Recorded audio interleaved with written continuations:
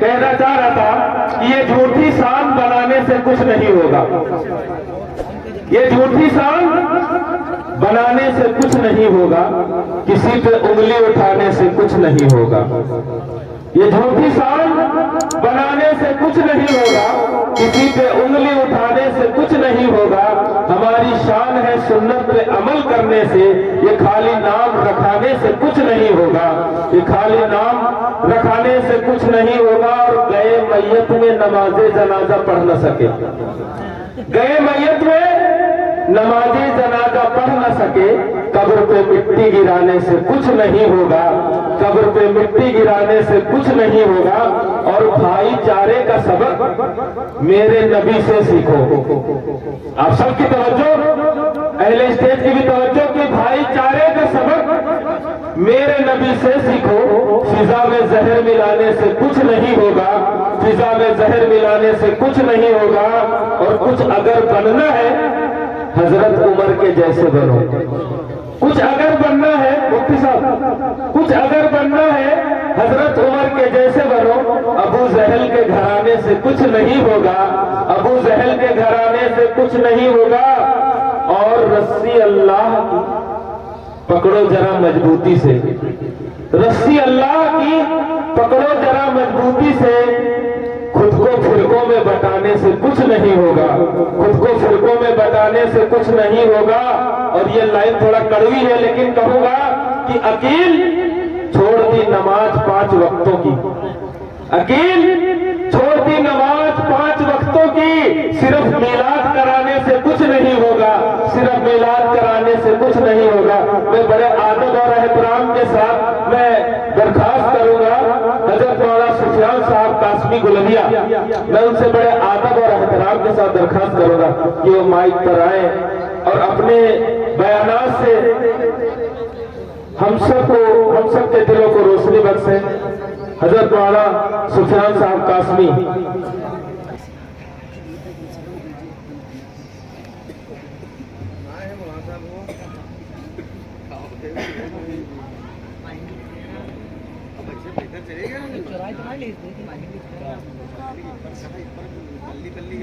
نحمده ونصلي على رسوله الكريم اما بعد اعوذ بالله من الشيطان الرجيم بسم الله الرحمن الرحيم انما يخشى الله من عباده العلماء وقال النبي صلى الله عليه وسلم ان العلماء ورثة الانبياء فمن اخذه اخذ بحظ وافر او كما قال عليه الصلاة والسلام۔ معزز سامعین کرام، محترم حضرات، اسٹیج پر تشریف فرما علماء کرام، عزت مآب حضرت مولانا مفتی محمد طارق صاحب قاسمی اور بہت سارے علماء کرام اسٹیج پر تشریف فرما ہیں۔ اسٹیج کی جانب سے مجھے جو موضوع دیا گیا ہے وہ علماء کرام کی فضیلت ہے، کیونکہ اصلاح معاشرہ پر بیان ہو چکا ہے۔ میں چاہتا ہوں کہ آپ کے سامنے کچھ علماء کرام کی فضیلت اور مرتبے مقام پر روشنی پڑ جائے۔ ہمارے طبقے کے درمیان ایسا محسوس ہوتا ہے کہ اب ہم دنیا پر آئے ہیں تو ہمیشہ ہمیشہ ہی رہیں گے۔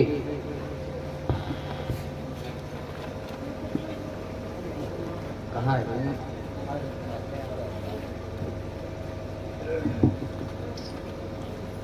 حالانکہ یہ آپ کی غلط فہمی ہے، غلط خیال میں آپ پڑے ہیں۔ عدل و انصاف صرف حشر پہ موقوف نہیں ہے، زندگی خود بھی گناہوں کی سزا دیتی ہے۔ کتاب سادہ رہے گی کب تک؟ کبھی تو آغاز سے باب ہوگا، جنہوں نے بستی اجاڑ ڈالی کبھی تو ان کا حساب ہوگا۔ تو میں آپ سے عرض کر رہا ہوں کہ مولانا رومی رحمت اللہ علیہ نے جو بات لکھی ہے وہ حقیقت میں صحیح معنوں میں امت پر صادق آ رہے ہیں۔ علامہ رومی رحم اللہ نے جو بات لکھی ہے، انہوں نے امت کے بارے میں ایک مثال دے کر کے امت کو سمجھایا ہے۔ وہ فرماتے ہیں کہ کشتی، آپ کے علاقے میں تو ندی ہے ماشاءاللہ، قریب ہی میں ہے، کشتی جو ناؤ جسے کہا جاتا ہے، کشتی کے اوپر اگر سواری بیٹھی ہو اور سامان بھی ہو، غلہ ہو، کچھ بھی اس پہ ہو، تو یہ بتاؤ ملاح جو کشتی کو چلا رہا ہے تو کشتی کیوں چل رہی ہے؟ کشتی کے ارد گرد پانی ہے یا نہیں ہے؟ ہے۔ جب کشتی کے ارد گرد پانی ہے، ملاح چلا رہا ہے کشتی کو، تو بتاؤ پانی کشتی کے لیے مفید ہے یا نہیں ہے؟ فائدہ مند ہے یا نہیں ہے؟ بتاؤ، فیصلہ آپ کے ہاتھ میں ہے۔ ضرور فائدہ مند ہے پانی، لیکن یاد رکھو میرے دوستو، جب کشتی کے اندر پانی آ جائے گا تو کشتی بھی ہلاک ہو جائے گی مفتی صاحب، اور جتنے لوگ بیٹھے ہیں وہ بھی چلے جائیں گے، سامان بھی چلا جائے گا، سب ڈوب جائے گا، سب برباد ہو جائے گا۔ اسی لیے علامہ رومی رحمہ اللہ نے لکھا ہے کہ امت جب تک یہ دنیا انسان کے ارد گرد رہے گی، تب تک یہ دنیا انسان کے لیے فائدہ مند ہے، مفید ہے، لیکن جب دنیا انسان کے دلوں پر قبضہ کر لے گی تو یاد رکھو جو کشتی کا حال ہوا ہے وہی حال ہمارا اور آپ کا بھی ہونا ہے۔ یہ بات طے ہے۔ آپ یہ سمجھتے ہیں کہ مدرسے جو بنائے گئے ہیں یہ 200 سال 300 سال بنے ہوئے ہوں گے، نہ، یہ غلط بات ہے۔ اللہ کے رسول علیہ السلام نے جو سب سے پہلے مدرسہ قائم کیا وہ مسجد نبوی ہے۔ وہ مدرسہ صحابہ صفہ کے نام سے جانا جاتا ہے، اور اس مدرسے کے محتمم، افضل محتمم محمد عربی صلی اللہ علیہ وسلم تھے، اور پڑھنے والے صحابہ کرام ہیں، شاگرد صحابہ کرام ہیں، اور مسجد نبوی بیت اللہ ہے، اگر اصطلاحاً بیت اللہ نہیں ہے لیکن لفظاً بیت اللہ ہے، اور نصاب کتاب اللہ ہے۔ 4 چیزیں میں نے آپ کے سامنے بیان کر دی۔ استاد سرکار دو عالم صلی اللہ علیہ وسلم، شاگرد صحابہ کرام ہے، اور مدرسہ بیت اللہ ہے، اور نصاب کتاب اللہ ہے۔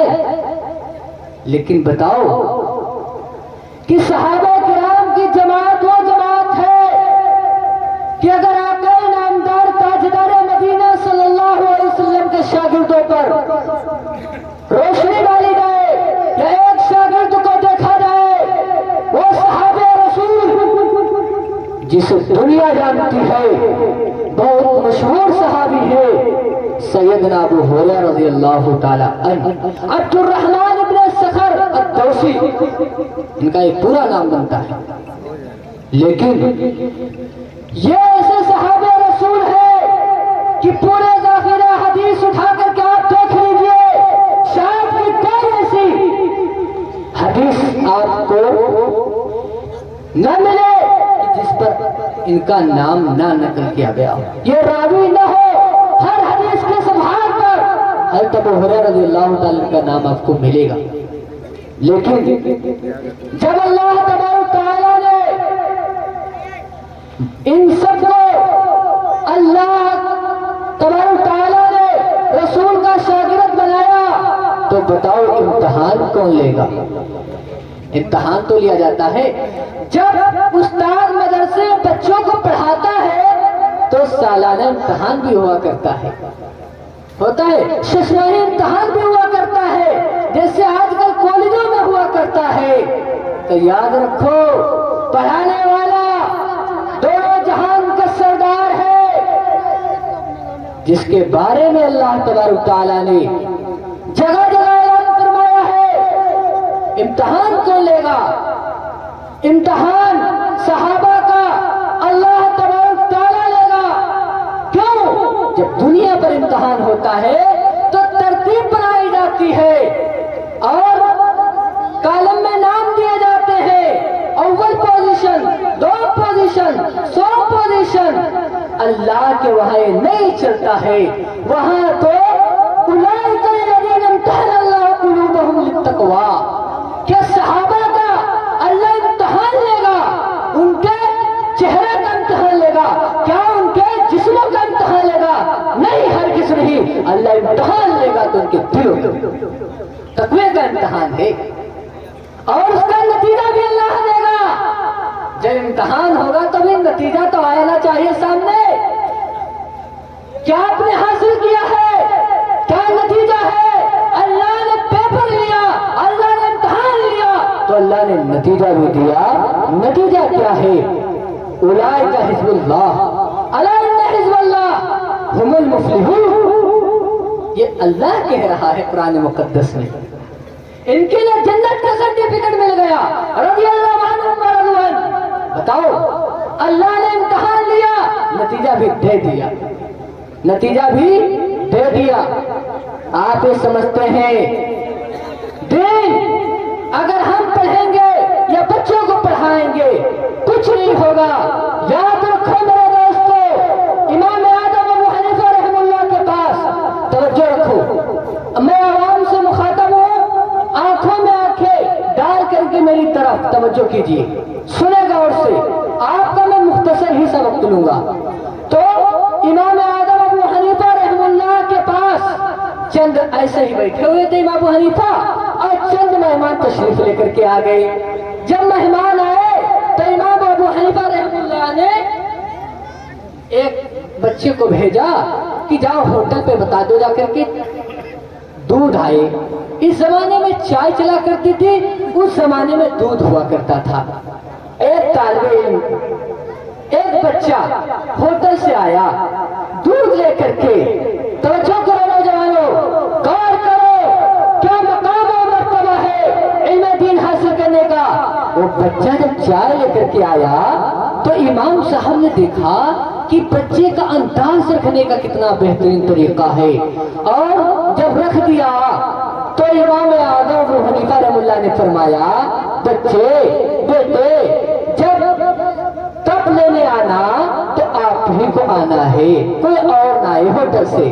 तो बच्चा कहने लगा ठीक है हजरत जी, मैं खुद आऊंगा लेने।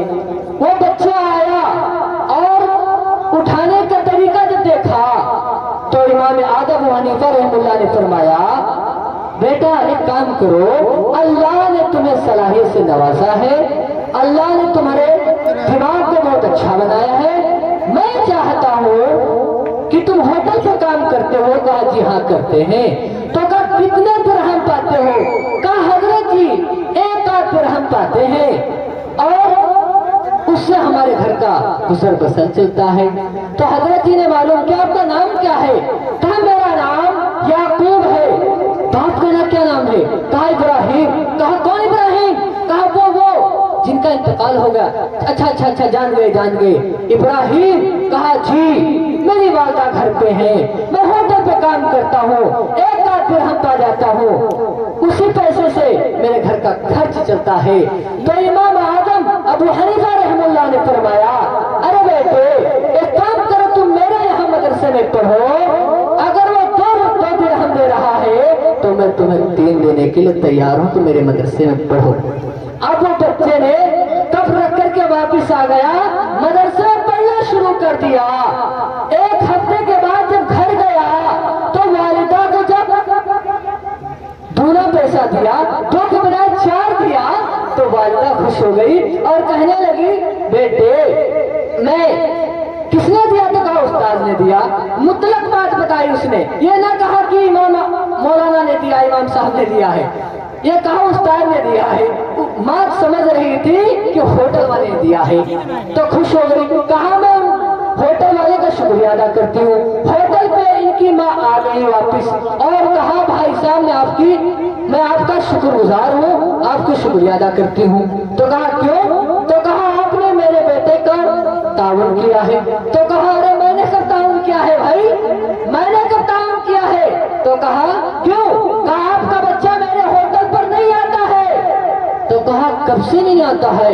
کہا وہ جو سامنے مسجد ہے، مدرسہ ہے، اس میں آپ کا بچہ اس مولوی کے پاس پڑھ رہا ہے۔ ماں گئی اور کہا امام صاحب سے تم نے میرے بچے پر ظلم کیا ہے، میرے بچے کو واپس کر دو، میں آپ کے مدرسے میں نہیں پڑھاؤں گی۔ کہا کیوں؟ کہا کیوں؟ آخر کیا وجہ ہے؟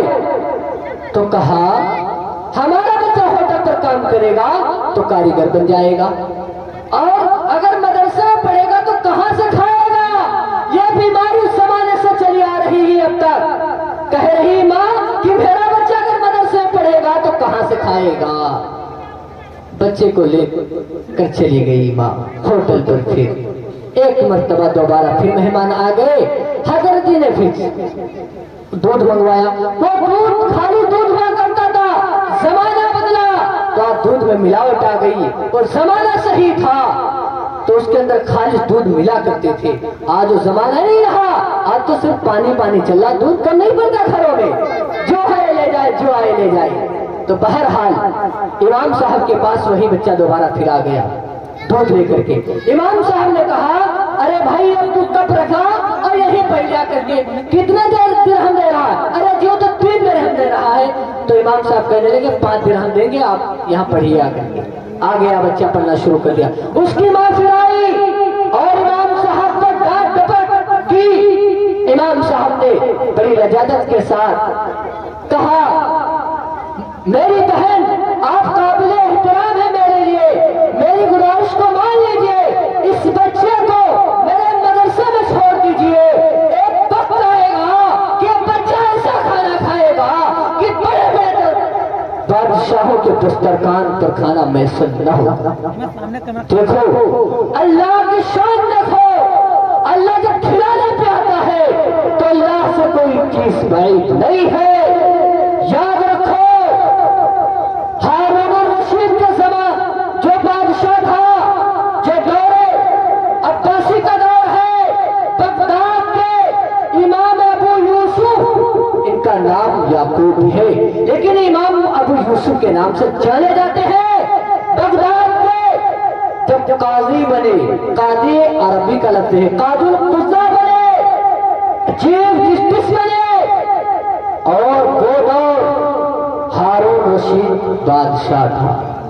جب دسترخوان پہ بلایا امام یوسف رحم اللہ کو، جب دسترخوان پر گئے اور پھلودا، پستہ بادام وغیرہ بہترین ناشتہ رکھا ہوا تھا کھانا، تو کہا حضرت آپ کھائیے، آپ کھا نہیں رہے ہیں۔ بادشاہ کہنے لگا ہارون بادشاہ ارے حضرت جی کیا میری جانب سے کچھ کھانے میں کمی ہے کیا، مہمان نوازی میں؟ تو حضرت جی کے ہاتھ سے چمچ گر گیا اور رونے لگے۔ فرمایا رحمہ اللہ علی استادی، میرے استاد محترم پر امام آدم رحم اللہ پر اللہ سینکڑوں رحمتیں فرمائے۔ انہوں نے میری ماں سے کہا تھا کہ تمہارا بچہ ایسا کھانا کھائے گا جو بڑے بڑے بادشاہ کے دسترخوان پر کھانا نہ آیا ہوگا۔ بادشاہ کہنے پہ مجبور ہو گئے، ہارون بادشاہ کہنے لگا مجھے جمعہ کے دن کھانا میسر ہوتا تھا، اب آپ کو روزانہ یہ کھانا ملتا رہے گا میرے دربار سے۔ کیا اللہ نے مرتبہ اور مقام دیا۔ آپ علماء کو حقیر مت سمجھے، یہ انبیاء کے وارث ہیں، یہ نائب رسول ہیں، کل قیامت کے دن آپ کے کام آئیں گے۔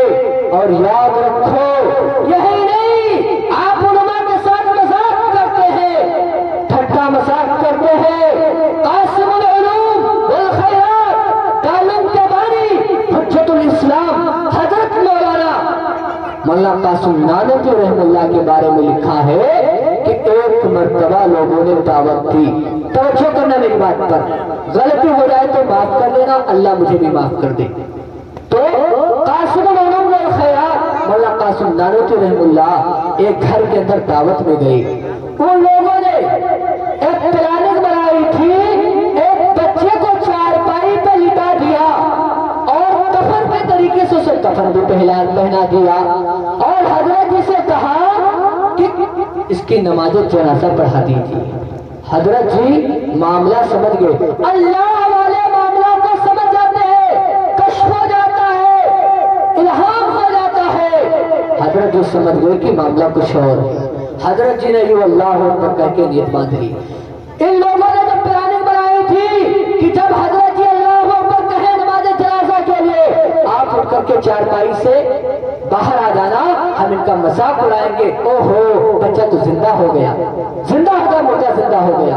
یہ مذاق پلاننگ تھی، لیکن یاد رکھو جب مولانا قاسم نانوتوی رحم اللہ نے نیت یوں باندھی اللہ اکبر کہہ کر کے، پیچھے سے آواز آ رہی ہے اٹھ کر کے آ جائیے، اٹھ کر کے آ جائیے. جب حضرت نے نماز جنازہ اللہ اکبر کی نیت باندھی اور نماز جنازہ ہو گئی، حضرت جی نے کہہ دیا اعلان کر کے، یہ بچہ قیامت تک سوتا رہے گا، اب قیامت کے دن زندہ ہوگا. بتاؤ، جس نے علماء کے ساتھ مذاق کیا ہے اللہ نے دنیا میں بیان کر کے دکھایا ہے. من عاد لی ولیا فقد آذنتہ بالحرب. پیغمبر علیہ السلام نے ارشاد فرمایا تم علماء کے ساتھ اگر مذاق کرتے ہو تو جنگ کرنے کے لیے تیار. آج ہم نے علماء کا مذاق بنا لیا ہے. حضرت علی رضی اللہ تعالی نے ارشاد فرمایا تھا رضینا قسمت الجبار فینا، اللہ ہم پر تقسیم پر راضی ہے. لنا علم وللجہال معلوم. اللہ نے ہمارے لیے، اے اللہ آپ نے میرے لیے علم دین دیا ہے ہمارے لیے، اور باقی کے لیے مال دیا ہے. فرمایا فإن المال فان قریب، اور مال قریب ضائع ہو جائے گا، چلا جائے گا، خرچ ہو جائے گا.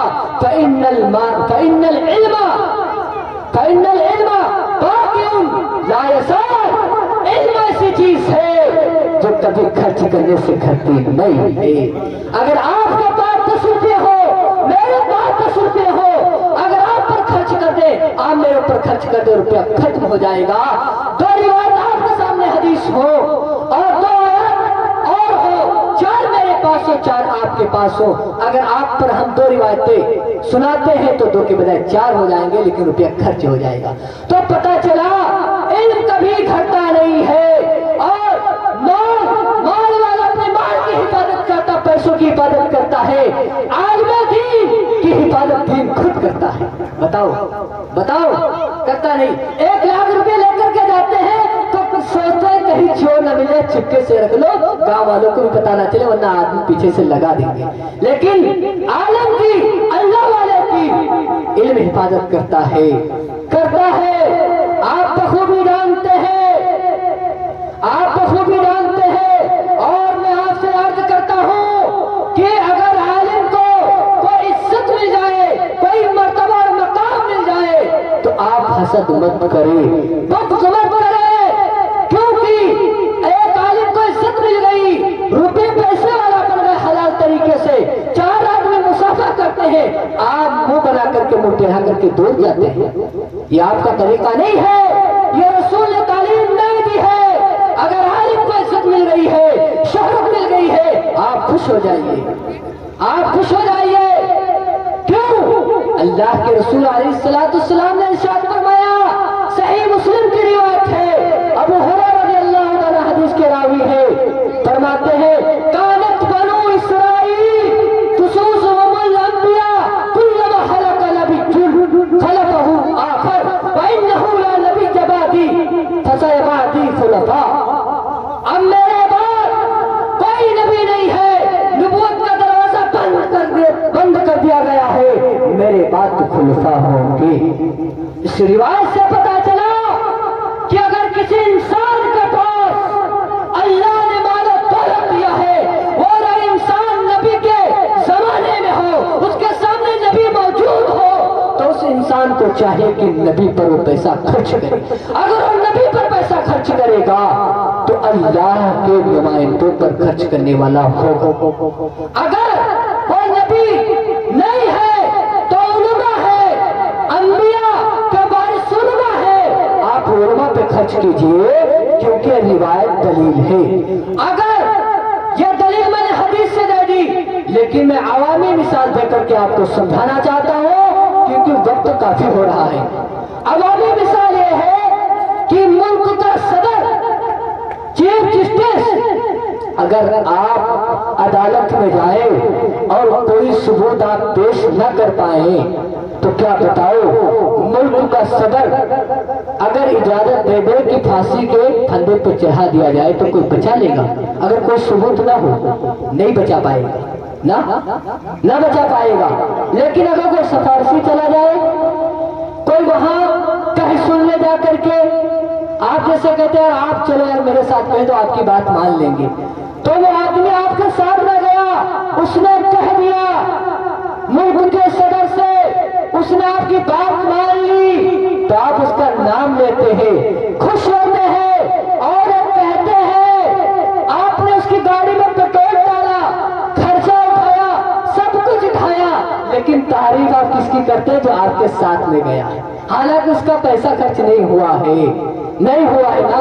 اسی طریقے سے یہ انبیاء ہیں، انبیاء پر خرچ کرو، انبیاء پر خرچ کرو۔ اگر انبیاء کے زمانے میں نبی موجود ہو تو خرچ کرو، ورنہ علماء ہیں، علماء انبیاء کے وارث ہیں۔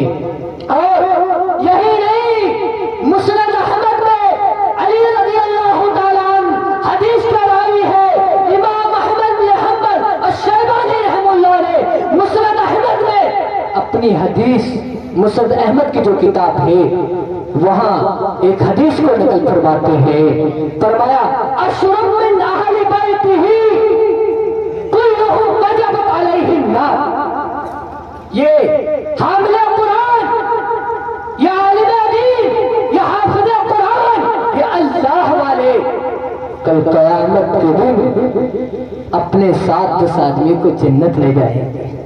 ہم نے تو انہیں حقیر سمجھ رکھا، ہم نے تو کہتا ہے مولوی صاحب جاتے ہیں تو جانے دو، ارے ان سے مصافحہ کرنا بھی ثواب ہے، ان کے چہرے کا دیدار کرنا بھی ثواب ہے، ان کی قدر کرو۔ جس قوم نے اپنے رہبر کی قدر نہیں کرتی ہے وہ قوم کبھی راہ راست پر نہیں آ سکتی ہے۔ جس قوم کے اندر اپنے رہنماؤں کی عزت نہ ہو وہ قوم کبھی راہ کامیابی کے راستے پر نہیں آ سکتی۔ تم یہ سمجھتے ہو کہ دنیا ہمیشہ ہمیش کے لیے ہے، ہم ہمیشہ ہمیش کے رہنے آئے، نہیں، آپ غلط فہمی میں پڑیں گے، آپ غلط فہمی میں پڑے ہیں۔ یہ علماء دین کے سپاہی ہے، ٹھیکیدار نہیں ہے۔ مولانا اعجاز علی امراوی دارالعلوم دیوبند کے محدث برِ صغیر کے اندر ان سے بڑا کوئی ادیب نہیں گزرا ہے، وہ کہا کرتے تھے کہ جو طالب علم کی دستار ہوتی ہے، جو پگڑیاں لپیٹی جاتی ہیں سروں پر، ان کے آنکھوں پر یہ پٹی بندھی تھی، آج وہ پٹی آنکھوں سے کھول کر کے سروں پر باندھی جا رہی ہے۔ یہ ذمہ دار ہے، یہ دین کے سپاہی ہے، یہ دین کے ٹھیکیدار نہیں ہے۔ یہ اگر انبیاء کی امانت میں خیانت کریں گے تو میدان محشر دور نہیں ہے، کل قیامت کے دن ساری کائنات کے سامنے ان علماء سے پوچھ تاچھ کی جائے گی، ان سے حساب و کتاب لیا جائے گا کہ تم نے امانت میں خیانت کی ہے یا امانت کا حق ادا کر کے آئے۔ ان سے بھی پوچھو گی، یہ بری نہیں ہے، ان سے بھی پوچھ ہونی ہے، ان سے بھی پوچھ ہونی ہے۔ تو میرے دوستو، اللہ کے واسطے رب کی مان لو، رسول کی مان لو۔ اللہ کے رسول علیہ السلام نے ارشاد فرمایا اذا ظہرت الفتن او البدع وسبت اصحابی فلیظہر العالم علما۔ جب صحابہ کو جب ایسا دور آ جائے کہ لوگ فتنے اور فساد کا دور آ جائے اور صحابہ کو گالی دینا شروع ہو جائے، دنیا میں گالم گلوچ شروع ہو جائے، تو یاد رکھو مسلمانوں، عالموں کے بارے پیغمبر علیہ السلام ارشاد فرماتے ہیں، یہ انبیاء کے وارث کے بارے میں کیا اعلان کرتے ہیں، کیا وعید ہے، غور سے سنو۔ فرمایا اگر عالم رسومات کو، بدعات کو، شرک کے خلاف آواز نہیں اٹھاتے پر چاہیے کہ آواز کو بلند کرے رسومات کے خلاف. اگر نہیں ایسا کریں گے کیا جملہ فرمایا, فَمَن لَّمْ يَفْعَلْ ذَلِكَ, اگر ایسا نہیں کرتے عالم, آواز نہیں اٹھاتے ہیں, گراؤنڈ میں بند رہتے ہیں, رہبانیت اختیار کرتے ہیں, تو یاد رکھو وَعَلَيْهِ لَعْنَةُ اللَّهِ وَالْمَلَائِكَةِ وَالنَّاسِ أَجْمَعِينَ, ایسے عالموں پر اللہ کی لعنت ہے, رسول کی لعنت ہے, فرشتوں کی لعنت ہے, تمام انسانوں کی لعنت ہے. بتاؤ لا يقبل اللہ عدلا ولا صرفا, فرمایا ایسے عالموں کی نمازیں قبول نہیں ہے. فرض نمازوں کے بارے میں فرمایا, نفل نماز کے بارے میں نہیں فرمایا اللہ کے رسول نے. دین کی قدر کرے عالم. عالم تمہارے ٹرین کے انجن ہے, تم ڈبہ ہو, یہی تمہارا مستقبل سنوارنے والے ہیں, تمہیں راہ ہدایت کا راستہ دکھانے والے ہیں, کوئی دوسرا نہیں آئے گا, کوئی انبیاء دنیا پر نہیں آئیں گے. نبوت کا دروازہ بند ہو چکا ہے, نبوت کا دروازہ بند ہو چکا ہے. آپ کی ذمہ داری بنتی ہے کہ اپنے بچوں کو عالم دین بناؤ, حافظ قرآن بناؤ. یاد رکھو آج ہم اپنی بچیوں کو دین نہیں پڑھاتے ہیں, اپنی بچیوں کو عالمہ بناؤ, دیندار بناؤ. سینکڑوں واقعات عورتوں کے بارے میں ہے جو ہماری ماں اور بہنوں نے دین کے بڑے بڑے کارنامے انجام دیے ہیں. مختصر سے آپ سے بات کرتا ہوں, وقت کافی ہوا. تو بدائع الصلاح ایک فقہ کی کتاب ہے, ایک عالم کی بیٹی ہے, بہت بڑے عالم کی بیٹی ہے, اور وہ بھی عالمہ ہے, وقت کی عالمہ ہے. علاقے کے پیغامات آئے اور وہ لڑکی خوبصورت بھی ہے, قابل بھی ہے, عالمہ بھی ہے, سب کچھ ہے, باپ بھی عالم ہے, بڑا عالم ہے. پیغامات عالموں کے آ رہے ہیں کہ حضرت اپنی بیٹی کا رشتہ میرے ساتھ کر دیجیے. بیٹی سے والد محترم معلوم کرتے ہیں کہ بڑے بڑے عالموں کے پیغام, بڑے بڑے عالموں کے پیغام تیرے نکاح کے بارے میں آ رہے ہیں, کیا بیٹی تیری رائے ہے؟ تو بیٹی نے کیا جواب دیا سنو. جب عاشقوں نے اپنی معشوقہ کے خاطر بڑے بڑے ندیوں نالوں کو کھدوا دیا, نالے اور نہروں کو جاری کر دیا, تو عالموں نے ایک خوبصورت لڑکی کو, پڑھی لکھی لڑکی کو اپنے قبضے میں لینے کے لیے اس لڑکی نے کیا شرط لگائی کہ جتنے پیغامات آئے ہیں ابو جان ان سے کہہ دو ایک فقہ کی کتاب لکھ کر کے لائیں, جس کی کتاب اچھی ہوگی اس کے ساتھ میں نکاح کر لوں گی. تو پتہ چلا تمام عالموں نے کتاب تیار کر دی, نسخہ تیار کر کے پیش کر دیا گیا. بچی نے, اس عالمہ لڑکی نے جب پڑھا, تمام کتابیں پڑھ لی, مطالعہ کر لیا, بدائع الصلاح فقہ کی کتاب جو سامنے آئی بہت معتبر کتاب ہے, اللہ نے بڑی مقبولیت دی ہے, بڑی ترقی دی ہے. وہ کتاب جو سامنے آئی تو کہا تو جا اس عالم سے میرا نکاح کر دو جس عالم نے اس کتاب کو لکھا ہے. ایسی ہماری بچیاں تھی, یہ عالمہ تھی, یہ پڑھی لکھی عالمہ تھی. تو اپنی بچیوں کو, اپنے بچوں کو دیندار بناؤ, ورنہ یاد رکھو ملک کے حالات سازگار نہیں ہے. اللہ مجھے بھی عمل کی توفیق عطا فرمائے, کہنے اور سننے میں جو غلطی ہو اللہ مجھے معاف فرمائے. وآخر دعوانا الحمدللہ رب العالمین.